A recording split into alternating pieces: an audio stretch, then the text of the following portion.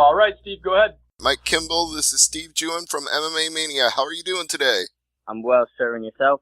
I'm very good, and I'm very glad to be talking to you about this fight you've got coming up here against Alex Potts. I want to start out with the fact that when I tried to do some research on you after your Bellator 194 win, it was hard to find anything out there about you other than, like, Mike Kimbel. He has few siblings. That's, like, the only thing I could find on the internet. So I want to know, who is Mike Kimbel? Tell us all about yourself. Well, I'm glad there's not too much on the internet about me. I mean, yeah, I have a family and things like that, brothers and sisters and stuff, but, you know, the world doesn't need to know everything, you know? Well, that's fair. I agree there's often too much information out there on the internet, but if you had to say something that fans should know about you, like, what got you into mixed martial arts in the first place? How about that? I got into mixed martial arts because, I kept getting in trouble for fighting, and my mom finally had enough of it and thought she was putting me into like a kung fu or like a karate type of school, but it ended up being a mixed martial arts gym. And yeah, I love to fight. I always had something in me that was drawn to combat. And when I found this and I was getting taken down and they're doing all these moves that I, saw George St. Pierre doing and Chuck Liddell, how he was doing his kickboxing stuff, I fell in love with it, and I haven't looked back. And as a kid, I always had a feeling inside of me like I wanted to be bigger than myself. I wanted something greater than myself. I would get these these like tingles, butterflies through me just randomly thinking about greatness. And I'm pretty sure if I wasn't fighting, I don't know where I would be. Hopefully I would be in the military serving my country on, as a special operations dude or something like that. So I don't know. I went into the gym and I figured, okay, I can do this. I can be good at this. I can be great at this. And I just kept showing up every day. And here I am, 21 years old doing it. Well, it sounds like you were also a little bit of a fight fan, too, even before you got into that mixed martial arts school, because you mentioned GSP, seeing the things that he could do in the cage, so clearly you were even watching fights back at that point. Yes, when I was 12, 13, I was watching fights, boxing fights, MMA fights. I didn't know MMA was mixed martial arts. I just thought it was all UFC, so I'm like, oh, that UFC stuff, you know what I mean? Until I realized what it was. I thought, seeing these guys on TV and seeing the fights and things like that, I figured that's what they're here to do. Like, I wasn't aware that there was an outlet to get to that point. I just thought they're there because they're there. I was 13, so I was pretty small-minded. And then when I got into the gym and I realized this was a thing, I did my first grappling tournament 3 weeks after training and I won my first Naga. I was like, oh, okay, this is cool. And then, a year later I was doing smokers and knocking kids out. Well, dudes out. There was never like too many kids. I was just like, okay, I'm good at this. And keep it going. And you kept it going right on up to Bellator, where you won your first fight by slamming your opponent to the ground and then pounding him out with some heavy hammer fists. Were you expecting that kind of result when you came into the cage that night? Yes, 100%. I knew there was different ways that it could have gone, but every way would have been my way. I break it down to a science when it comes to analyzing my opponents and analyzing myself. And I knew he retreat. He likes to come slow. He likes to retreat, with his high guard. So I figured I would crack with a jab through the middle and come around his high guard with a hook. And he's either going to fall and be finished or he's going to fall. I'm going to pounce on him. And I knew from my previous fights that he would think a triangle or an armbar would be available. So I felt him being weak. I baited him with the armbar. He grabbed it. I hooked it in. I picked him up. I slammed him. I knew he would be too hurt to want to let go and continue to engage on the hand-to-hand. So I got him out of there. Well, that can be a risky maneuver. I have seen people try to find out that get them out of it. It just caused their opponent to sink it in deeper. So your confidence level had to be really high to try that. Yes, sir. For 135, I feel I'm a complete threat to everybody in this division. Strength, speed, stamina, skill set, and confidence, of course. Mm-hmm. Sorry, go ahead. So that night was what it was, but that night to me seems so long ago. I'm not even that same fighter anymore, and I'm looking forward to just going in there. Alex Potts on the list. Alex Potts is going to get crossed off the list, and it's going to be a good night. And I'm grateful to have such a worthy opponent, who's on paper a great competitor, and I look forward to testing myself against him. One more thing about the Jeffrey 10 fight before I talk about Alex Potts. Were you surprised when that video went viral of the slam and the reaction that it got, and more importantly, the multi-fight deal that you got offered afterward?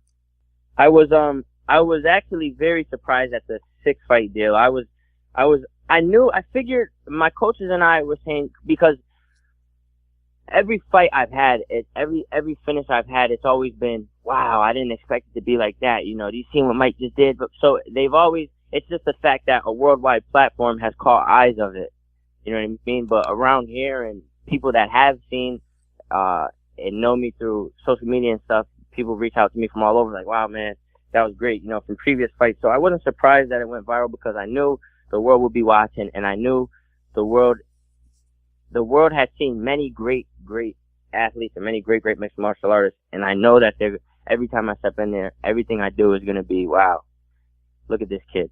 So I wasn't surprised at that, but I was very surprised, and I was grateful for the 6-fight opportunity, and it's a blessing. I'm grateful to be a part of this organization, and I'm happy that, you don't, that doesn't happen. You don't make your professional debut for the top organization in the world and then get signed. You know what I mean? So, yeah, I was surprised with that. So tell me, I figured I was going to get a 2 or 3 fight deal. Right. Well, you got double that, so clearly it was well earned. But just as a little bit of background, how did you even get the call from Bellator for that fight in the first place, for your debut fight?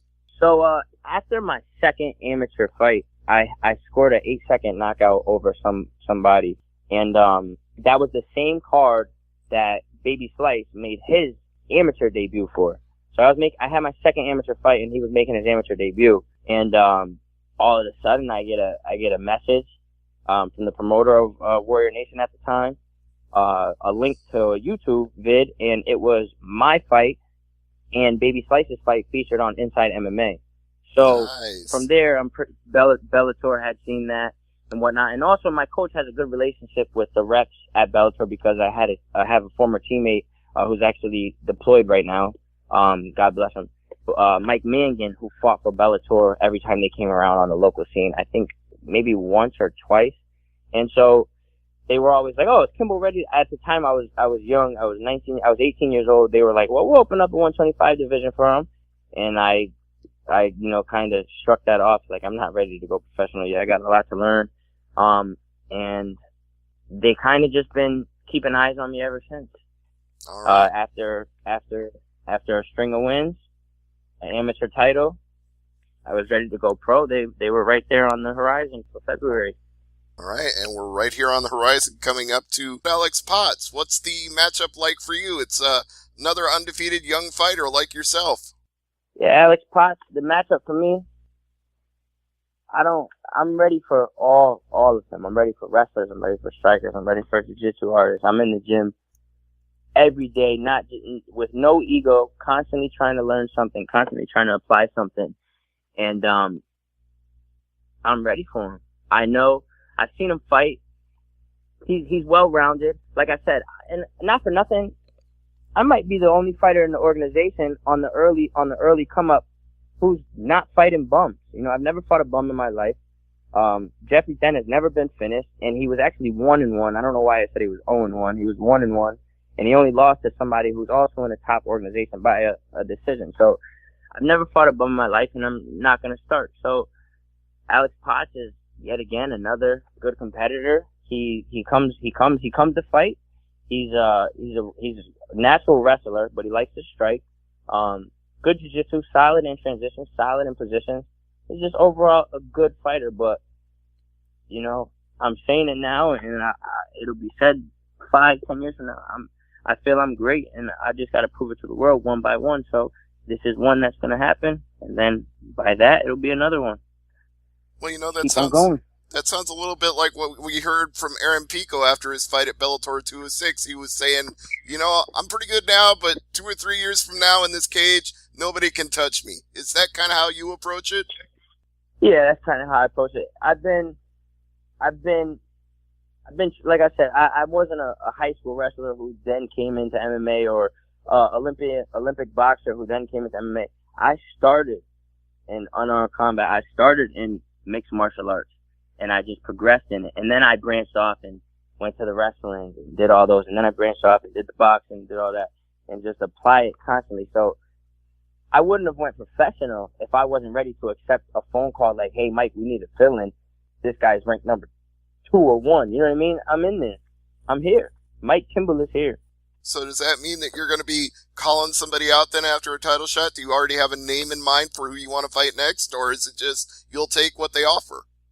You know, as long as I'm not fighting 8 months apart, I'm perfect. It doesn't matter who. Obviously, I didn't sign with them to be fighting, you know, other regional guys. But after this fight, I'm not really focused on anybody in particular after this fight. I'm here to become a world champion and be the greatest. That's what I'm here for.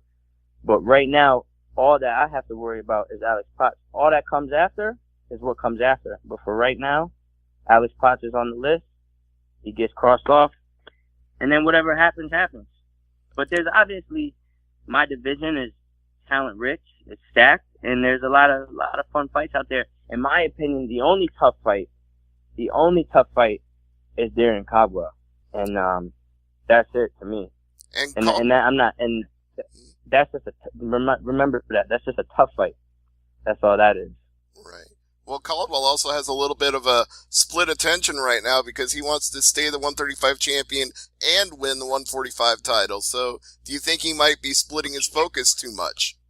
You know, I don't really care what Darren Caldwell is doing. Darren Caldwell has my respect as a fighter because, you know, he was able to neutralize all these guys with his grappling and get the jobs done, you know, with some submissions and some dominant wins. But, you know, so respect for that. He's a champion for a reason, but I don't really care what he does. I'm worried about progressing myself and growing myself 1% better every day in all aspects of life and inside that cage. And outside the cage. So, with that being said, I don't really care about Darren Caldwell or what he's doing because the belt is the belt. You know, there's a bunch of ruckus going on in the 135 division right now. I don't even know who's ranked 1, 2, 3, or 4. You got James Gallagher, who didn't fight anybody at 45, comes down to 35, expected to start Ricky, and ended up getting his clock clean. But he was talking about he's going for the belt. He's getting a title shot after that. How you gonna get a title shot in my division when you come down from 45? You didn't fight anybody at 45, and then you think you're gonna just have one fight and go get the belt? Well, obviously not now. But so you know what I mean? It's just a bunch of stuff that doesn't make sense inside that division. So I can't worry about anything besides getting in there, getting the job done, looking damn good doing it, and on to the next. All right, well, that is a perfect answer. You can't worry about the nonsense and the noise. But I want to ask you, since you did mention doing a Naga tournament, are tournaments something that you still enjoy, or are you fully focused now on the Bellator side of things and you're not looking to do more tournaments?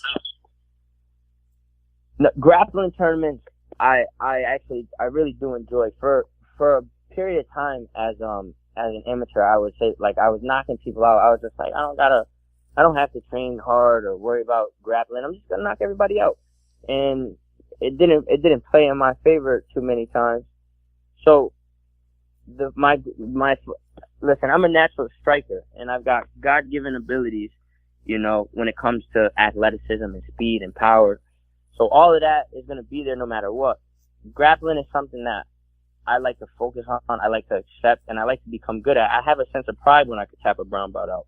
You know, and grappling tournaments are fun because it's the same feelings of a competition, whether it's an MMA fight or boxing. It's the same feelings, but obviously no damage being done. And I'll probably continue to do them when they come around, you know, grappling tournaments that come about. It's healthy, you know, it's something to do, something to train for, get ready for when some other things are on standby. Well, you say there's no damage done, but a close personal friend of mine took a tournament recently and video of it went viral because his tibia and fibula got snapped in a grappling competition in the finals. So you can get hurt that way. Maybe not knocked out, but... No. No, that's 100% true. You can't get hurt, but you can also get hurt walking down the stairs and slipping. So obviously, getting hurt is inevitable in life. But I'm just saying, there's not really a high risk if you come prepared. That's true. I agree with you on that. And I can't say anything else other than I'm really looking forward to this fight with Alex Potts, and I hope it gets as much shine as the fight with Jeffrey Ten did. And if you would like to plug any sponsors or teammates, I'd like to give you the floor and let you do that. Mike, go ahead. Hey, I'd just like to thank my whole team, everybody around me. I'd like to thank my head coach, of course, Daniel Chamarero, Thunder Mixed Martial Arts, which is my head gym. I'd like to thank my fitness coach, my strength and conditioning coach, PRT Fitness. I'd like to thank, Tom Egan, Trifecta MMA up in Boston. They've always been, an X factor in my camp. I'd like to thank FAA, Nick Newell, all those guys down there. I'd like to thank Toyota Curry's one of my sponsors, Express Pawn, True Cut Landscaping, PG Sports. Ammo's always showed love. Triple Play, Sports Bar and Grill. Thank my family, of course. They always hold it down, understand things. And my boy Walnuts. I'd like to thank everybody that's Team Kimbel. That helps me. I'd like to thank them. They all know who they are. Sometimes it's just too much to name. I rambled enough. So, yeah. Thank my team. Thank my supporters. All right. And you want to get more supporters, too, they can find you on Twitter at Kimbel Mike, right? Yes, sir. See, Twitter, I hope this interview goes viral or something, because Twitter, I have Twitter, I have a decent amount of followers up there. Some things follow me. But I cannot stand Twitter. I'm on Instagram at Kimbel Mike as well. I'm active on Instagram. I got my notifications on for Instagram. Twitter, I don't even have my notifications on. I just check it at the end of the day or in the morning or something like that, because Twitter is just annoying. All right. Well, then do it for the gram. Follow Mike Kimbel there, because that's what he checks first. Mike, thank you so much, and have a great fight with Alex Potts. Thank you, sir. It'll be a good one. All right. We can't wait to see it.